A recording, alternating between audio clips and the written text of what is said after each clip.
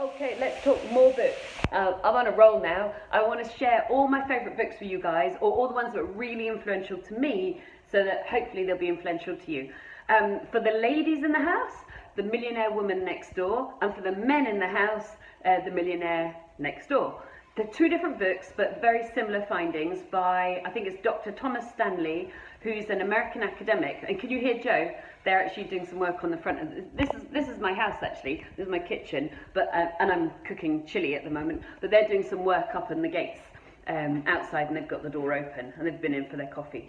So by an American academic called Dr. Thomas Stanley. So I read The Millionaire Woman Next Door, being, you know, a girl, but The Millionaire Mind, or The Millionaire Next Door, is also excellent. And what he did was he just looked from a research point of view at what millionaires do, what their attitudes are to most of things in life.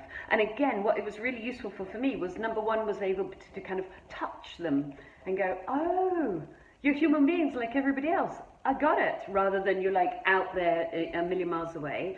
And then the other thing that was really useful for me was relating to as a woman. So for the ladies in the house, go for The Millionaire Woman Next Door. I found I'm a geek, so I quite like academic research.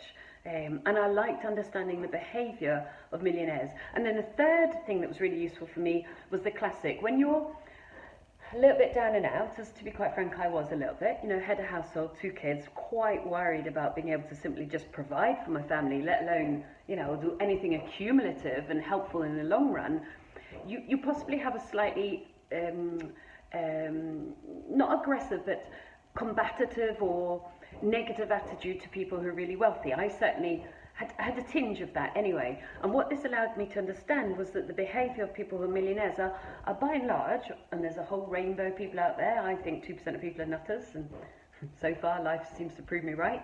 But in my life anyway, it allowed me to understand that millionaires do a huge amount of social contribution in terms of charitable donations and that kind of stuff. So it kind of made them more human in my thinking, and made me not want to resist being in that category of people, because obviously my goal for my family was to provide security. So The Millionaire Woman Next Door for the ladies in the house by Dr. Thomas Stanley, or I think it's The Millionaire Mind.